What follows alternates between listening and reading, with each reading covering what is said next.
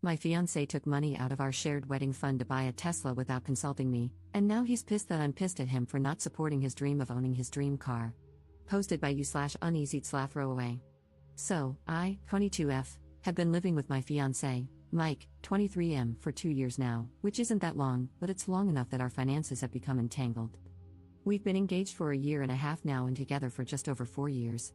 I genuinely love him, and we've both done a lot of growing up over the course of our relationship. Fortunately, we have grown together, not apart. However, neither of us is without flaws. I'm still working on being a more direct communicator, for example. Anyway, the reason for this post: we pool our money into one big family pool and have since we got engaged. I'm better than he is at planning for things and setting up goals, so while we discuss everything and talk as equals and partners, the bulk of the responsibility for research and number crunching falls on me, which I am okay with. We're partners, and we each have our own strengths that we bring into the relationship. The budget is laid out as follows: emergency savings, retirement savings, future housing savings, wedding/honeymoon savings, current housing costs, includes all bills and average food costs, date fund, pet fund, health and fitness fund, transportation/auto costs, and then 2 separate funds for each of us to do with as we wish.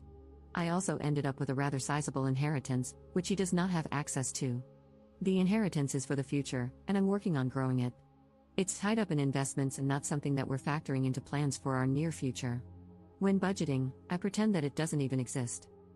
I know for a fact that he burns through his fund quickly. He always buys the latest released AAA game, shells out for several MMO subscriptions, and spends the rest in in-game cash shops. I am 100% fine with this. This is not the issue here. The issue is that $1,000 recently went missing from our wedding fund. We're not planning a big wedding, and the wedding will, when all is said and done, cost around $2,000 itself. I was hoping to have another $500 for the honeymoon. By the way, because I'd rather save for a nicer house, I agreed to no engagement ring and just basic $100 wedding bands. I'm the furthest thing from a bridezilla. That's a lot of money to just go missing, especially since we're both still students working somewhat crappy student jobs. I'm actually quite proud of myself for calmly and bluntly asking what happened to that $1,000, and he informed me that he had reserved a Tesla Model 3 for himself. He could tell that I wasn't thrilled about it, and he asked if I was upset. I said, yes, but I don't want to talk about it right now. He asked if I was going to do some research, and I said, yes, and went off into my study area. Things have been a bit weird since then. He's angry with me because he doesn't feel like I'm supporting him, and he says I must not want him to have nice things, like his dream car. Now, I've already secured my first job out of college. On just my salary alone, we would be able to afford the Model 3, but I have strong feelings against living at your means right out of college. I personally feel like you should live as if you're still in college, as far as budgeting goes, for the first few years in order to make big purchases like a house and set yourself up for future success. He had said that he agreed when we set up our goals together and discussed this, and I am hurt and upset that he didn't talk to me about this major purchase before going through with it. He still hasn't gotten any job offers that he's interested in. They didn't offer good enough packages.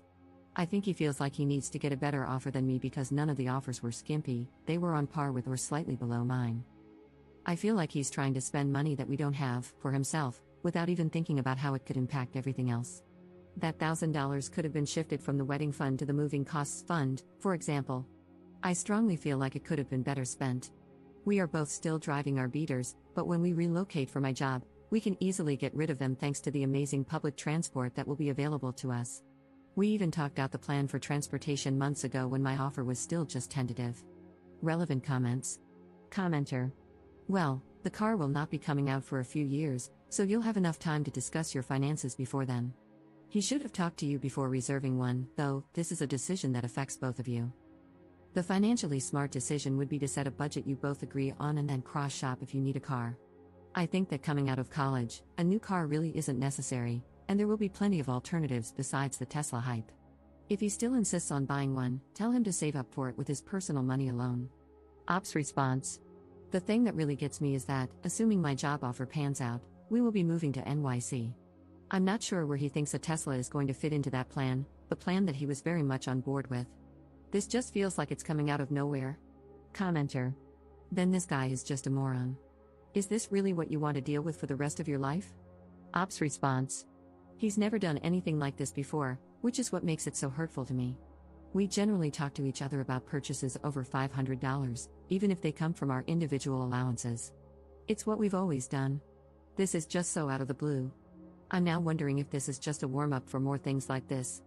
I don't know. Commenter 2. First, I believe you can get the deposit back. Model 3 deposits are refundable until the car goes into production. Maybe he thought it was reasonable to put it down just to hold a place in line, then reevaluate later and get a refund if it didn't work out. But this doesn't justify how he went about it, taking the money out of the Together fund rather than his fund. He may be resentful that you want a wedding at all and feel like he's sacrificing his dream car for it. Or he might feel that he doesn't have enough control over the finances. But again, you need to talk about it to resolve this, calmly.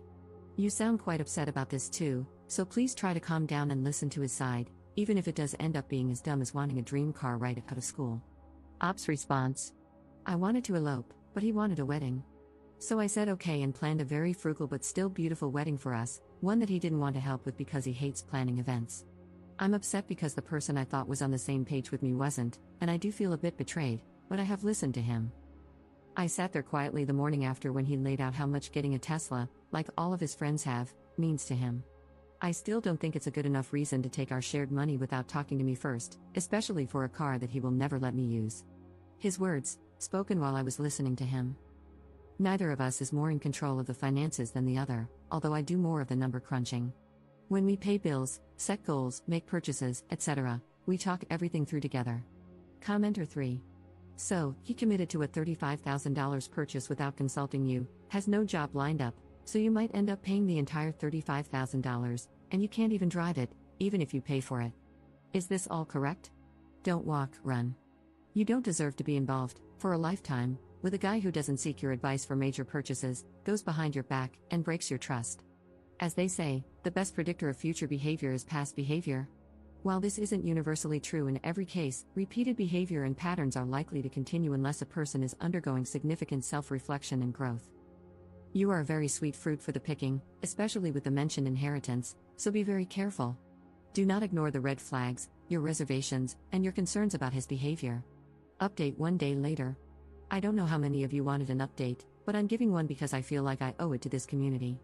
You all saved my tail and helped me wake the hell up. I read every single comment that was sent to me, and I took them to heart. I realized that my relationship with Mike is toxic and that I needed to get out of it. I graduate next month and have my dream job secured. I might be in pain right now, but it will pass, and I will build a life for myself. This all moved pretty quickly. This morning, I told Mike that I needed to talk to him, and it was important. We talked about the Tesla and why he would commit to purchasing something, knowing full well that it conflicted with our standing plans and without even talking to me like a partner. He made a comment about not wanting to have to ask permission to buy something as simple and basic as a car, and I reiterated that he doesn't need permission, but he does need to include me in large plans that impact us both. I know I sounded very rigid when it came to money in my post, but I'm really not. I'm just well organized, and I pride myself on that.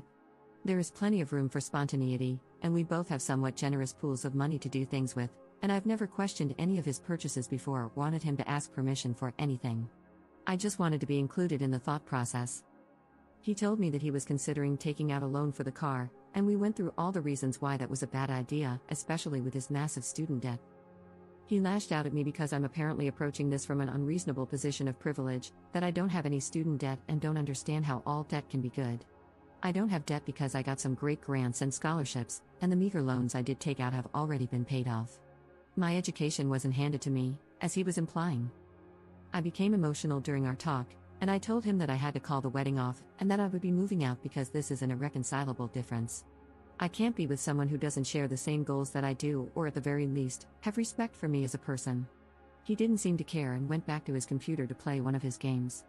That was several hours ago, and I've been busy sorting things out. We rent from his dad, and I was never on the lease, so I don't have a landlord to work anything out with since it was all under the table anyway. I still alerted his dad that I'm moving out, and he surprisingly wished me well and told me that he knows I'll be a success someday and he's just glad that he'll be able to say he knew me when. That hit me so hard. I'm finding that I'm more upset about losing his family than I am about losing him, at least right now. My parents are both gone, and his family stepped up majorly and made me feel like I still had a family. Anyway, untangling assets has been very easy since we maintained separate accounts. I just deposited money into his for his spending account, and we're only legitimately joined on the wedding account. I'll get that closed down this week. I'm writing off the $1,000 as a loss and will let him deal with the Tesla mess on his own. Who knows, maybe he will sort everything out, but I didn't want to go along for that ride. I'm writing this from my best friend's place. She's insisting that I stay here with her until I have to leave, and I am so thankful for that.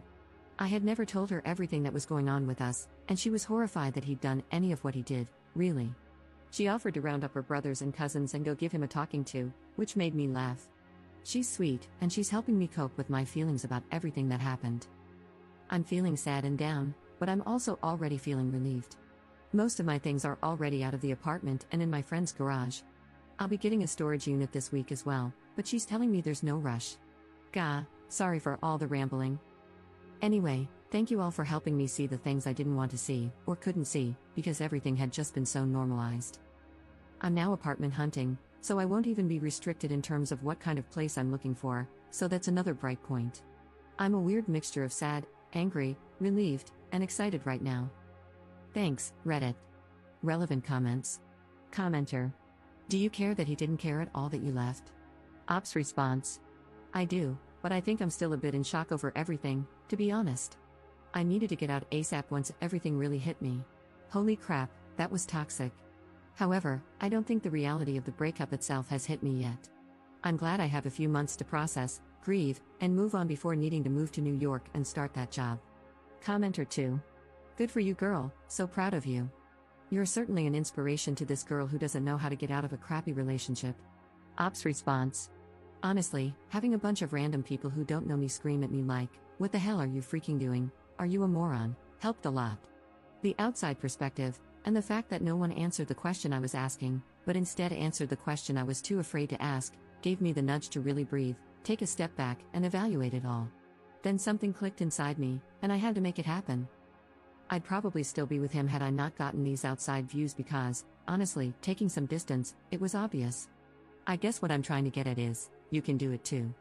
I guess we all have to reach our breaking point first, where we say, hey, I deserve better than this, and I'm not going to take this crap. Reddit gave me the courage to do that. You keep doing what you need to, and you'll be out soon enough too. I have faith in you, random internet stranger. You've got this too,